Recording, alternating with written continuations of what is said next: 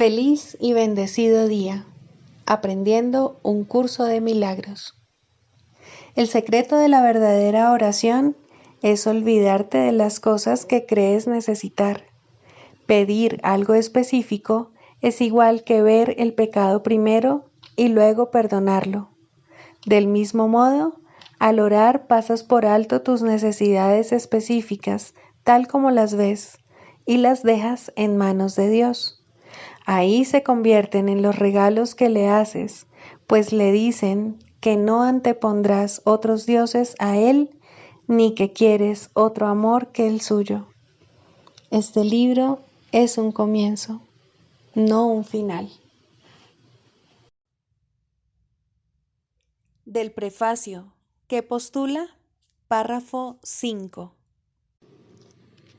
El mundo que vemos refleja simplemente nuestro marco de referencia interno, las ideas predominantes, los deseos y las emociones que albergan nuestras mentes. La proyección da lugar a la percepción. Primero miramos en nuestro interior y decidimos qué clase de mundo queremos ver. Luego proyectamos ese mundo afuera y hacemos que sea real para nosotros tal como lo vemos. Hacemos que sea real mediante las interpretaciones que hacemos de lo que estamos viendo. Si nos valemos de la percepción para justificar nuestros propios errores, nuestra ira, nuestros impulsos agresivos, nuestra falta de amor en cualquier forma que se manifieste, veremos un mundo lleno de maldad, destrucción, malicia, envidia y desesperación. Tenemos que aprender a perdonar todo esto, no porque al hacerlo seamos buenos o caritativos, sino porque lo que vemos no es real. Hemos distorsionado el mundo con nuestras absurdas defensas y por lo tanto estamos viendo lo que no está ahí. A medida que aprendamos a reconocer nuestros errores de percepción, aprenderemos también a pasarlos por alto, es decir, a perdonarlos. Al mismo tiempo nos perdonaremos al mirar más allá de los conceptos distorsionados que tenemos de nosotros mismos y ver el ser que Dios creó en nosotros como nosotros.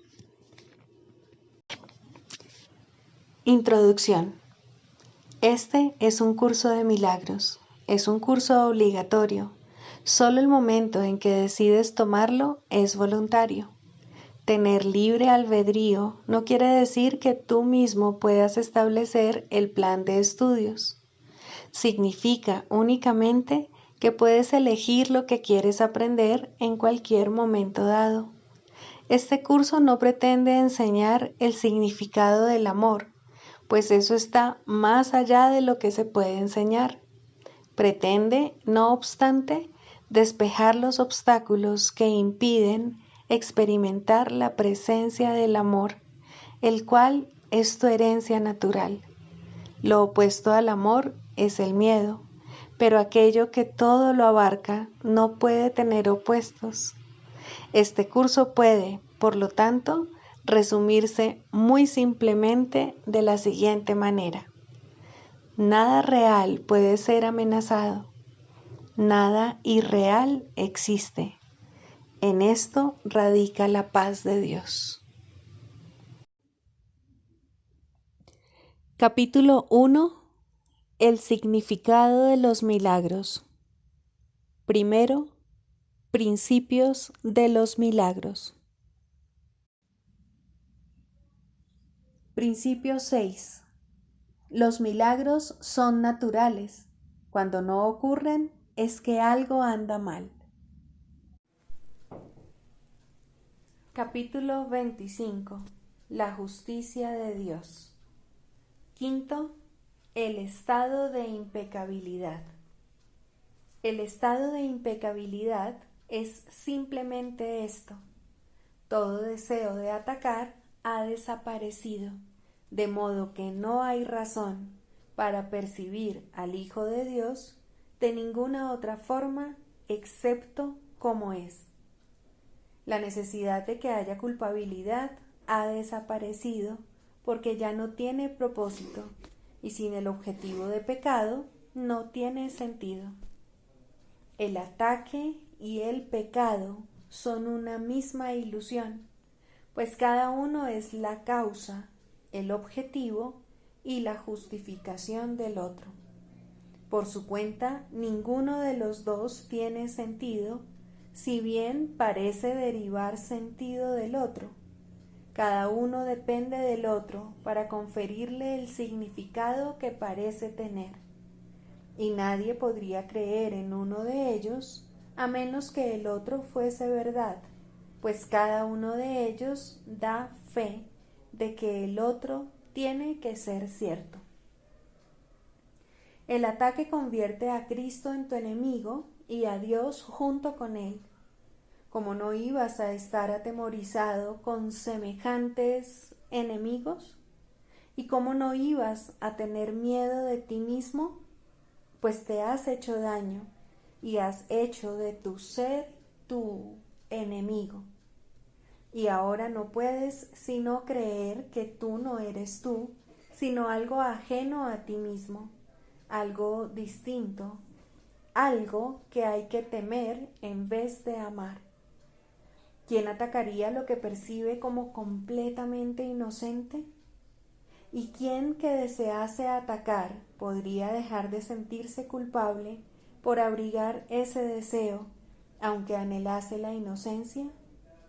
Pues, ¿quién podría considerar al Hijo de Dios inocente y al mismo tiempo desear su muerte? Cada vez que contemplas a tu hermano, Cristo se halla en ti. Él no se ha marchado porque tus ojos estén cerrados. Mas, ¿qué podrías ver si buscas a tu Salvador y lo contemplas con ojos que no ven? No es a Cristo a quien contemplas cuando miras de esa manera. A quien ves es al enemigo, a quien confundes con Cristo. Y lo odias porque no puedes ver en él pecado alguno. Tampoco oyes su llamada suplicante, cuyo contenido no cambia, sea cual sea la forma en que la llamada se haga, rogándote que te unas a él en inocencia y en paz. Sin embargo, tras los insensatos alaridos del ego, tal es la llamada que Dios le ha encomendado que te haga, a fin de que puedas oír en él su llamada a ti y la contestes devolviéndole a Dios lo que es suyo. El Hijo de Dios solo te pide esto, que le devuelvas lo que es suyo para que así puedas participar de ello con él. Por separado, ni tú ni él lo tenéis, y así no os sirve de nada a ninguno de los dos. Pero si disponéis de ello juntos, os proporcionará a cada uno de vosotros la misma fuerza para salvar al otro y para salvarse a sí mismo junto con él. Si lo perdonas, tu Salvador te ofrece salvación. Si lo condenas, te ofrece la muerte. Lo único que ves en cada hermano es el reflejo de lo que elegiste que él fuese para ti. Si decides contra su verdadera función, la única que tiene en realidad, lo estás privando de toda la alegría que habría encontrado de haber podido desempeñar el papel que Dios le encomendó. Pero no pienses que solo él pierde el cielo, y éste no se puede recuperar a menos que le muestres el camino a través de ti, para que así tú puedas encontrarlo caminando con él. Su salvación no supone ningún sacrificio para ti, pues mediante su libertad tú obtienes la tuya. Permitir que su función se realice es lo que permite que se realice la tuya, y así caminas en dirección al cielo o al infierno, pero no solo. Cuán bella será su impecabilidad cuando la percibas, y cuán grande tu alegría cuando Él sea libre para ofrecerte el don de la visión que Dios le dio para ti. Él no tiene otra necesidad que esta, que le permitas completar la tarea que Dios le encomendó. Recuerda únicamente esto, que lo que Él hace, tú lo haces junto con Él, y tal como lo consideres, así definirás su función con respecto a ti, hasta que lo veas de otra manera y dejes que Él sea para ti lo que Dios dispuso que fuese. Frente al odio que el Hijo de Dios pueda tener contra sí mismo, se encuentra la creencia de que Dios es impotente para salvar lo que Él creó del dolor del infierno. Pero en el amor que Él se muestra a sí mismo, Dios es liberado para que se haga su voluntad. Ves en tu hermano la imagen de lo que crees es la voluntad de Dios para ti. Al perdonar, entenderás cuánto te ama Dios. Pero si atacas, creerás que te odia, al pensar que el cielo es el infierno. Mira a tu hermano otra vez, pero con el entendimiento de que Él es el camino al cielo o al infierno, según lo percibas. Y no te olvides de esto: el papel que le adjudiques se te adjudicará a ti, y por el camino que le señales caminarás tú también, porque ese es tu juicio acerca de ti mismo. Libro de ejercicios, lección 19. No soy el único que experimenta los efectos de mis pensamientos. La idea de hoy es obviamente la razón por la que lo que ves no te afecta a ti solo. Notarás que las ideas que presentamos relacionadas con el acto de pensar a veces preceden a las que están relacionadas con la percepción, mientras que en otras ocasiones se invierte ese orden. Eso se debe a que el orden en sí no importa. El acto de pensar y sus resultados son en realidad simultáneos, ya que causa y efecto no están nunca separados. Hoy volvemos a hacer hincapié en el hecho de que las mentes están unidas. Rara vez se acoge bien esta idea al principio, puesto que parece acarrear un enorme sentido de responsabilidad e incluso puede considerarse como una invasión de la vida íntima. Sin embargo, es un hecho que no existen pensamientos privados.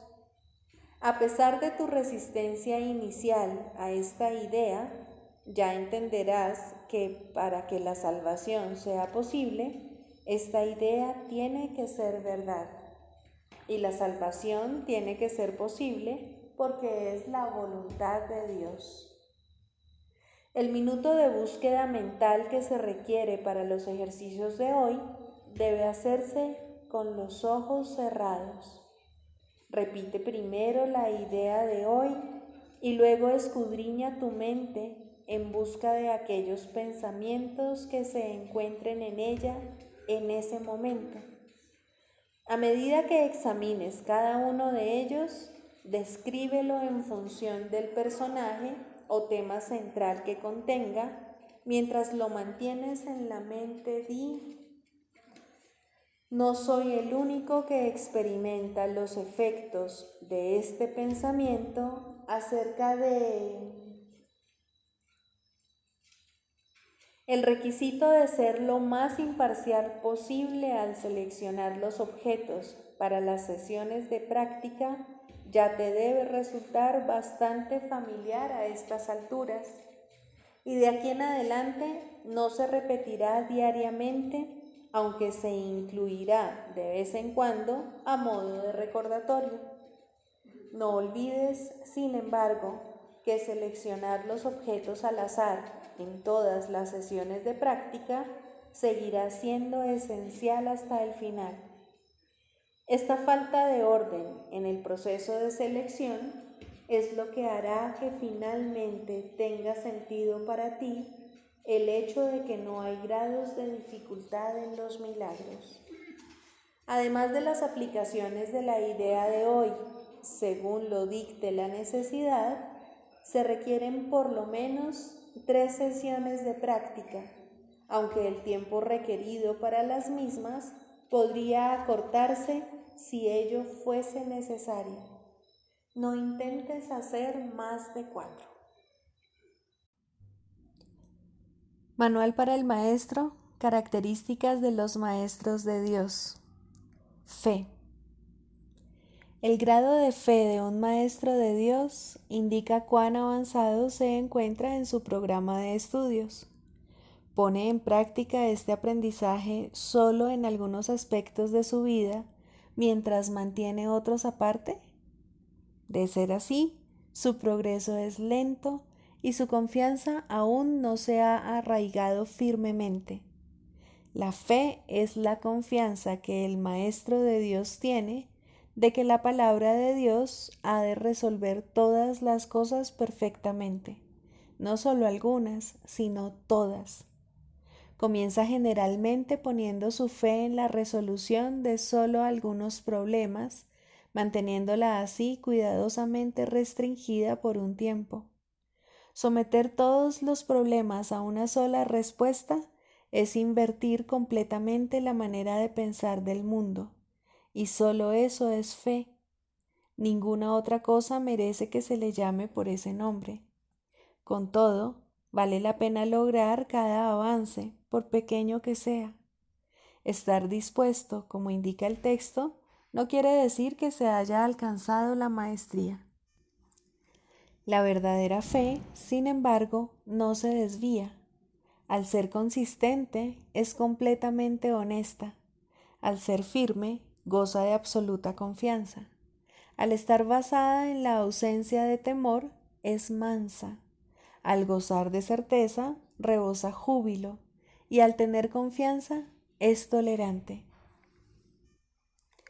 La fe, por lo tanto, encierra en sí todos los demás atributos de los maestros de Dios y entraña la aceptación de la palabra de Dios y de la definición que Él tiene de su Hijo. Hacia ellas es a donde la fe, en el verdadero sentido de la palabra, siempre se dirige. En ellas tiene puestas sus miras, buscando hasta que las encuentra. La indefensión naturalmente la acompaña y su condición es el júbilo. Y una vez que las encuentra, descansa con sosegada certeza solo en aquello que es digno de toda fe. Manual para el maestro, pregunta 19. ¿Qué es la justicia? La justicia es la corrección divina de la injusticia. La injusticia es la base de todos los juicios del mundo. La justicia corrige las interpretaciones a las que la injusticia da lugar y las cancela. Ni la justicia ni la injusticia existen en el cielo, donde el error es imposible y la idea de corrección carece de sentido. En este mundo, sin embargo, el perdón depende de la justicia, ya que todo ataque no puede sino ser injusto. La justicia es el veredicto que el Espíritu Santo emite acerca del mundo. La justicia es imposible, excepto en su juicio, pues nadie en el mundo es capaz de dejar a un lado toda injusticia y de hacer únicamente interpretaciones justas. Si el Hijo de Dios fuese juzgado imparcialmente, no habría necesidad de salvación. El pensamiento de separación hubiese sido eternamente inconcebible. La justicia, al igual que su opuesto, es una interpretación. Sin embargo, es la única interpretación que conduce a la verdad. Esto es así porque, si bien la justicia no es de por sí verdadera, No hay nada en ella que se oponga a la verdad. Entre la justicia y la verdad no existe un conflicto intrínseco. Una no es sino el primer paso en dirección a la otra. El camino varía considerablemente a medida que uno avanza. Sería imposible predecir de antemano toda la magnificencia, la grandiosidad de los paisajes y los vastos panoramas que han de salir a nuestro encuentro. Y aun estos, cuyo esplendor alcanza alturas indescriptibles según uno sigue adelante, no se pueden comparar con lo que nos aguarda cuando el camino termine y el tiempo finalice junto con él. Pero por alguna parte hay que comenzar. La justicia es el comienzo. Todos los conceptos que abrigas acerca de ti mismo y de tus hermanos, todos tus temores acerca de situaciones futuras y toda tu preocupación por el pasado tiene su origen en la injusticia. He aquí el cristal que, al ponerse ante los ojos del cuerpo, deforma la percepción y trae testigos de un mundo distorsionado a la mente que inventó el cristal y que en tanta estima lo tiene. Así, selectiva y arbitrariamente, es como se forja cada concepto del mundo. Los pecados se perciben y se justifican mediante un cuidadoso método selectivo del que está ausente toda idea de totalidad. El perdón no tiene cabida en tal esquema, pues no hay ni un solo pecado que no parezca sino ser verdad eternamente. La salvación es la justicia de Dios. La salvación reinstaura en tu conciencia la integridad de todos los fragmentos que percibes como desprendidos y separados. Y es esto lo que te permite superar el miedo a la muerte. Pues los fragmentos separados no pueden sino deteriorarse y morir, pero lo que goza de plenitud es inmortal y por siempre semejante a su Creador al ser uno con Él. El juicio de Dios es su justicia. Sobre este juicio, totalmente desprovisto de condenación, al ser una evaluación enteramente basada en el amor, has proyectado tu injusticia, atribuyéndole a Dios el cristal de percepción deformada a través del que miras tú. Ahora el cristal es suyo y no tuyo. Ahora tienes miedo de él y no te das cuenta de que odias y temes a tu propio ser como si de tu enemigo se tratase. Implora la justicia de Dios y no confundas su misericordia con tu demencia. La percepción puede dar forma a cualquier imagen que la mente desee ver. Ten presente esto.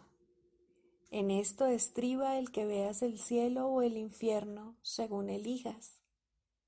La justicia de Dios apunta hacia el cielo precisamente porque es totalmente imparcial. La justicia de Dios acepta todas las pruebas que se le presentan, sin omitir nada y sin considerar nada como algo separado y ajeno a todo lo demás. La justicia de Dios juzga desde este punto de vista y solo desde él.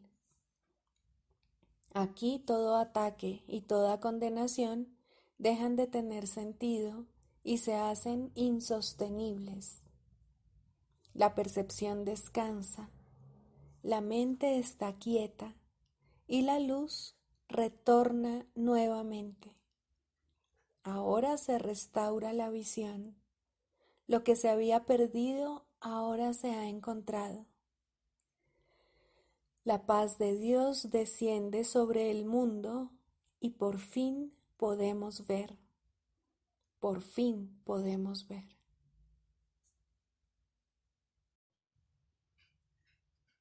Clarificación de términos. El perdón, la faz de Cristo. El perdón es el medio que nos lleva a Dios y que nos permite alcanzarle, mas es algo ajeno a Él. Es imposible concebir que algo creado por Él pueda necesitar perdón. El perdón, entonces, es una ilusión, pero debido a su propósito, que es el del Espíritu Santo, hay algo en ella que hace que sea diferente. A diferencia de las demás ilusiones, nos aleja del error en vez de acercarnos a él.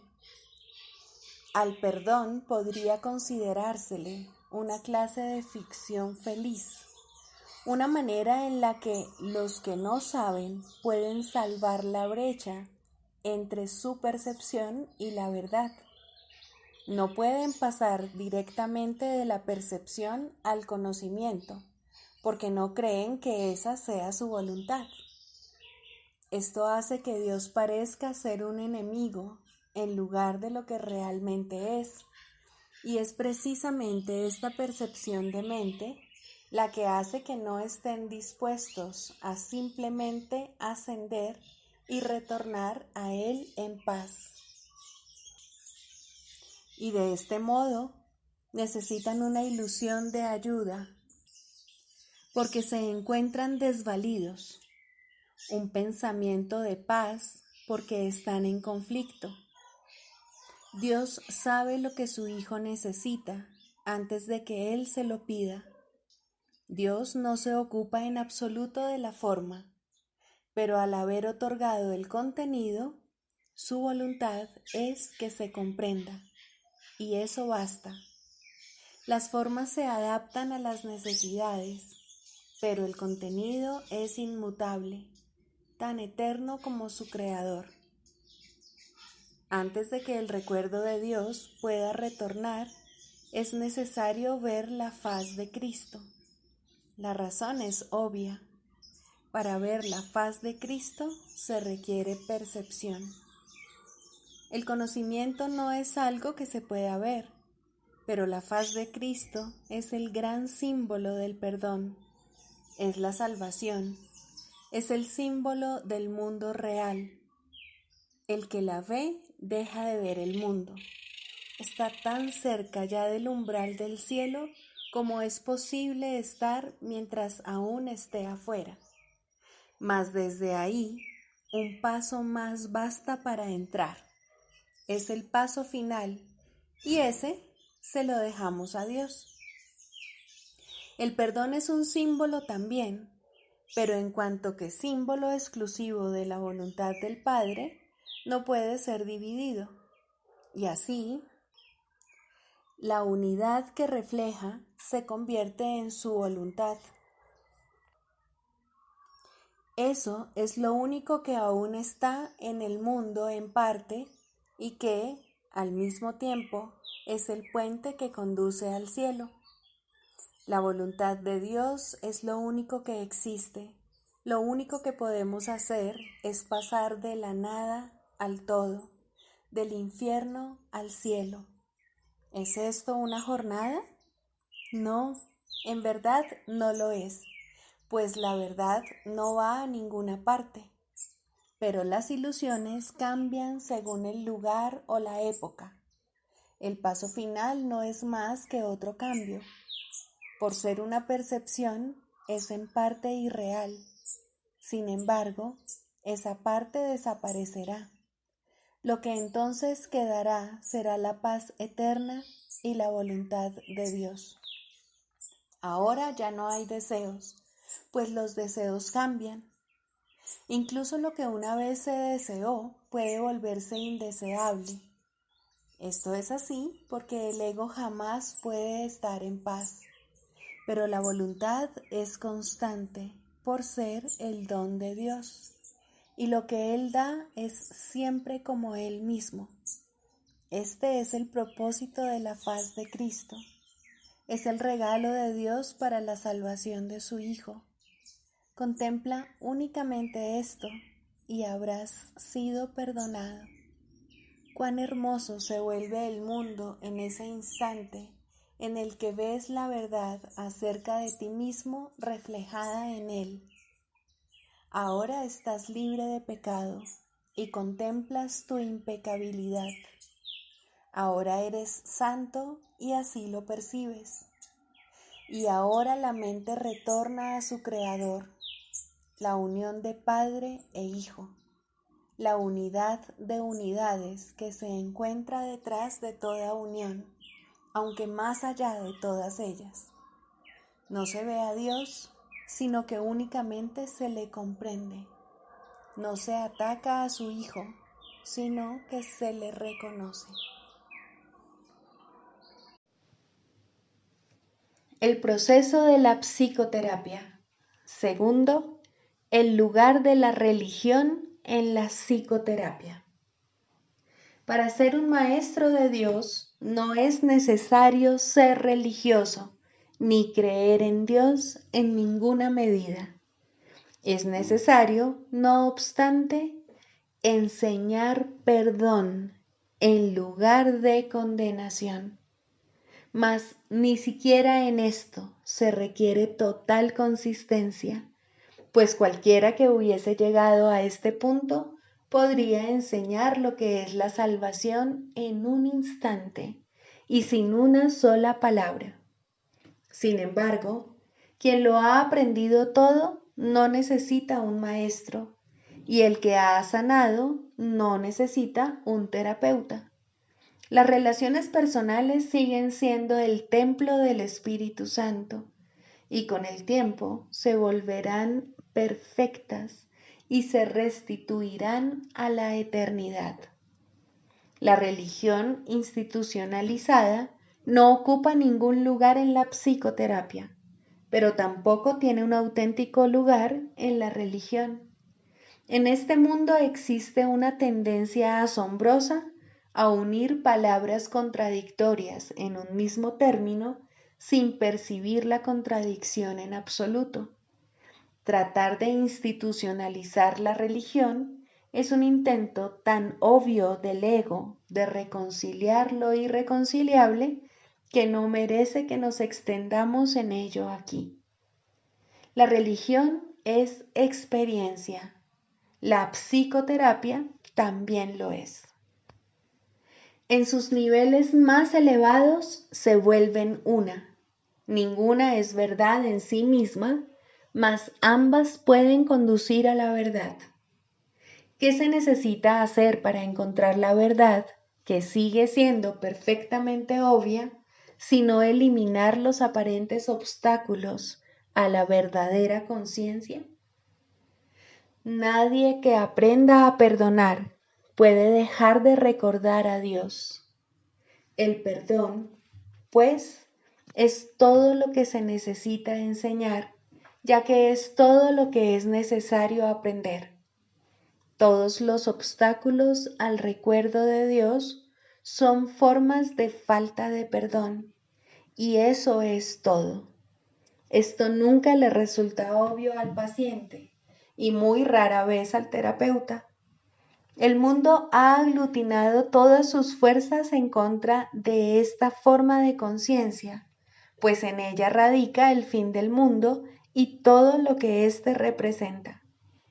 Sin embargo, tener conciencia de Dios no constituye una meta razonable para la psicoterapia.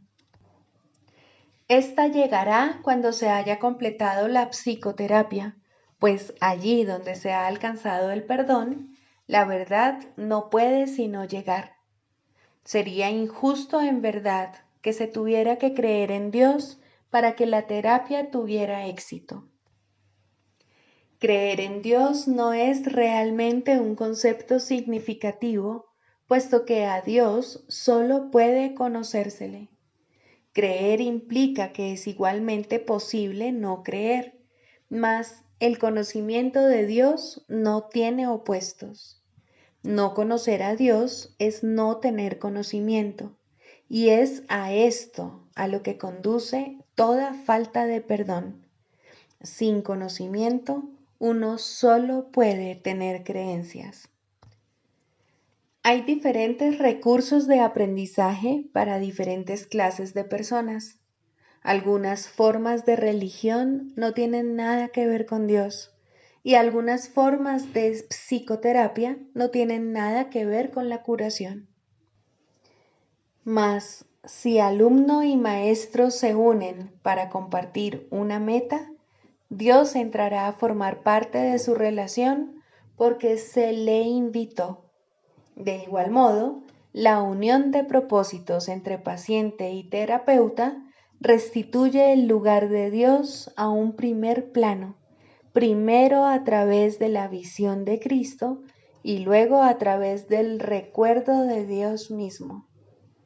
El proceso psicoterapéutico es el retorno a la cordura. Maestro y alumno, terapeuta y paciente, están todos dementes o, de lo contrario, no estarían aquí. Juntos pueden encontrar una salida, pues nadie encuentra la cordura solo. Si la curación es una invitación que se le hace a Dios para que entre en su reino, ¿qué importa cómo está escrita la invitación? ¿Qué importa el papel, la tinta o el bolígrafo? ¿No es acaso el que escribe y hace la invitación lo que realmente importa? Dios acude a aquellos que desean restaurar su mundo, pues han encontrado la manera de invocarlo. Siempre que dos se unen, allí está Él.